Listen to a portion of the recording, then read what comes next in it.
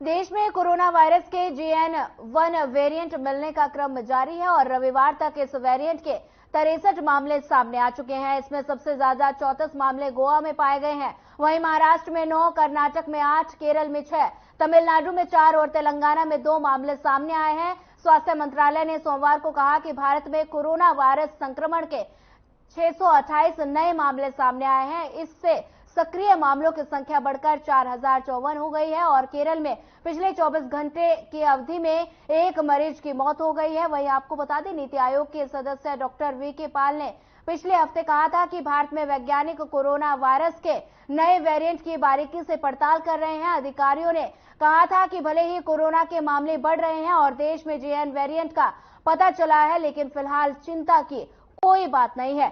संक्रमित लोगों में से 92% लोग घर में रहकर ही उपचार का विकल्प चुन रहे हैं, जिससे पता चलता है कि नए वेरिएंट के लक्षण हल्के हैं। साथ ही उन्होंने कहा कि अस्पताल में भर्ती होने की दर में भी कोई वृद्धि नहीं हुई है।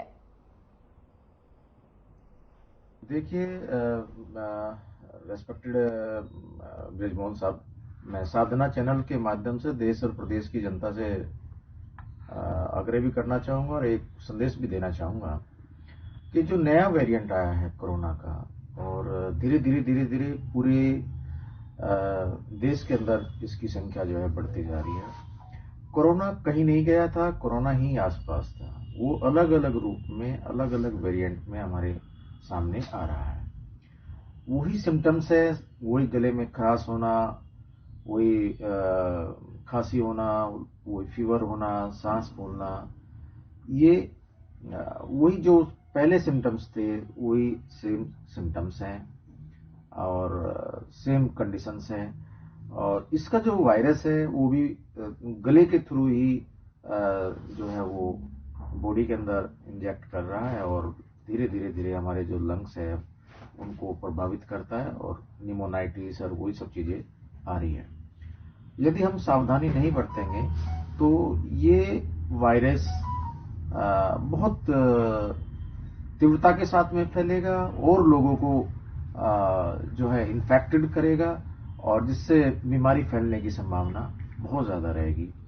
लेकिन कुछ सावधानियां हैं, जैसे गवर्नमेंट ने भी पहले भी कई बार प्रतिबंध लगाए और कई बार सुझाव भी दिए। हम लोग भी कई बार एडवाइज करते हैं कि वो सार्वजनिक स्थानों पर ना थूके, सार्वजनिक स्थानों पे अननेसेसरी ना जाए, अननेसेसरी भीड़ इकट्ठी ना हो, मास्क का यूज करे, प्रॉपरली हैंड वॉश करते रहे, सैनिटाइजेशन करते रहें। कुछ छोटी छोटी सावधानी है। खुद से दवाई ना लेकर के, कई बार हम लोग गूगल पे जाकर के दवाइयां खरीद लेते हैं और खुद से मेडिसिन ले लेते हैं। इस तरह की चीजें ना करें। खुद से मेडिकल स्टोर से जाकर के दवाई ले लेते हैं, ये काम ना करें। जहां भी जाए क्वालिफाइड डॉक्टर्स के पास में जाए, प्रॉपरली अपना चेकअप कराए और उसकी जैसे ही लगता है कि गले के अंदर कहीं खराश हो रही है या हल्का फीवर आ रहा है या सांस लेने में तकलीफ हो रही है तो अपनी जांच करा करके घर में रेस्ट करे और दवाई ले, ताकि इस बीमारी को फैलने से रोक सके। क्योंकि बीमारी को फैलने में यदि योगदान कहीं सबसे बड़ा है तो वो आम जनता का है, आम लोगों का है। यदि एक कोरोना जो अभी नया वेरिएंट आया है से पीड़ित पेशेंट मान लीजिए कहीं रेलवे स्टेशन पे है, वहां हजारों की भीड़ में है, तो कम से कम कुछ लोगों को वहां वायरस उससे पीड़ित करेगा। वे कुछ और लोग और जगह जाकर लोगों को वायरस को फैलाने में योगदान करेंगे, तो बहुत एक लंबी संख्या बन जाएगी। जैसे भी देखने में आ रहा था, कई दिन पहले था तो 267 की एक संख्या आई थी, लेकिन अभी कुछ हमारे यहाँ गाजियाबाद में भी 1-2 केस आए हैं, कहीं नोएडा में भी सुनने में आ रहा है और दूसरी जगह भी देखने में मिल रहे हैं। तो धीरे धीरे ये देश में ही नहीं पूरे प्रदेश में और सब जगह फैलने की संभावना बढ़ जाएगी।